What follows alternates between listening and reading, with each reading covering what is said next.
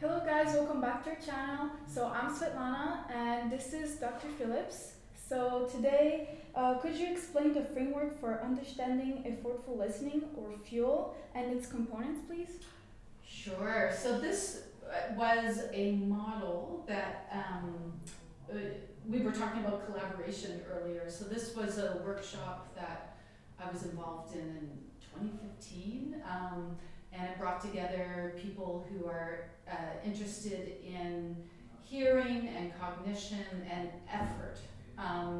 And one thing we know, I don't know if you've ever had this experience, that you're at a party, it's really noisy, and just by the end of the party you're like, I'm exhausted. Like it's so hard for me to listen and like for us to keep talking when there's so much going on in the background, particularly if you're listening in your second language or your third language. Have you ever had that experience? Well, I think it must have happened at least once in my life. I'm sure. I think it's a pretty common experience. Yeah, it just at the end of the day, you're like, I'm too Exactly. tired to listen anymore. No, yeah. So we were trying to put together a framework for understanding what what might motivate a person to continue to engage in this effortful listening, and when do you disengage from it, where you just say like, I can't go, like I've got to leave the party, I'm too, it's too much work for me to. Too exhausting. It's too exhausting. Yeah. So this FUEL model was really a way of trying to express the hearing factors, and the motivation that might keep a person kind of working at a high level of effort in order to keep these communication situations going, and then when might you start to lose motivation or have to just withdraw because you're running out of energy. So we looked at factors like age and whether you have a hearing loss and whether you're speaking in your second or third or fourth or first language.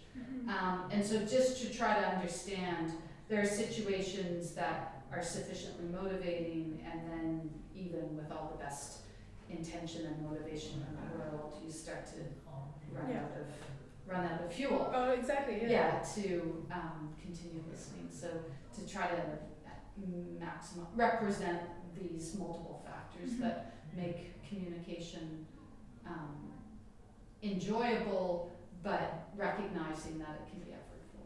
Yeah, for sure. Yeah. Okay. Well, so right now to switch things up a little bit. So if I were somebody who really wants to work in your field, where do you think is a good place to start? So getting research experience is a really important thing for undergraduate students. So to reach out to university professors or other researchers to start to volunteer in their research labs, and usually for people who go on to grad school, they've done like a specialization thesis or an honors thesis. And so to kind of the first step in the door is to work in someone's research lab, and then you get to see, first of all, is research something that turns me on, right? Yeah. Is that something that I'm interested in? And if so, psychology is such a vast field. What kind of research is really motivating and exciting to you? So to try that out. But we're also recognizing, the field is really reflecting more on challenges in terms of having more underrepresented students and to increase the diversity in our students who go on to graduate school and then on into the profession.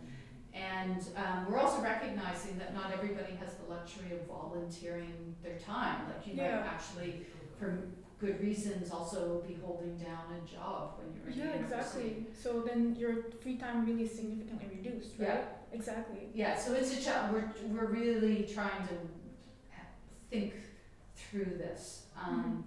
But I would say doing an honors thesis or specialization thesis where you get undergraduate research experience is really kind of the foot in the door Well, talking about undergraduate, so if, for example, I were a student that wants to go in graduate studies, what would you recommend that I do so that I would sort of be seen as more unique when I apply for graduate studies? I would say get to know your professors Yeah. because your professors are the ones who are going to write you letters of reference.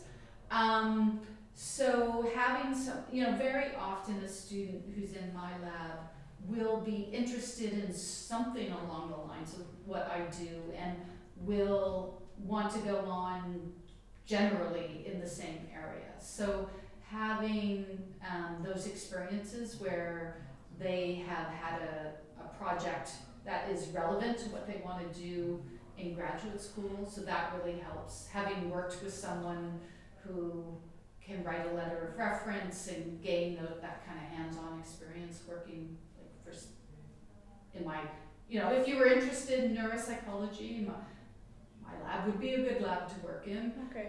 There are other professors in the department as well, but that relationship turns out to be really important because your faculty supervisor is really a mentor for you. Yeah. And helps to give you advice when you're applying for graduate school, and those letters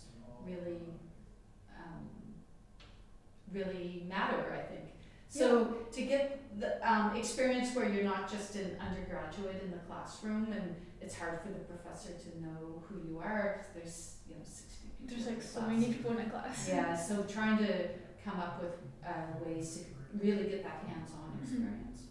Oh, okay, for sure. Well, thank you so much for your advice, and thank you so much for coming today. It was my pleasure. I'm so glad that you're doing this. I think it's a really important initiative. I'm really impressed that I know you're all very busy, and to be carving this out of your undergraduate schedules is really impressive. Oh, thank you for taking time of your schedule to come here. So, thank you so much. Pleasure.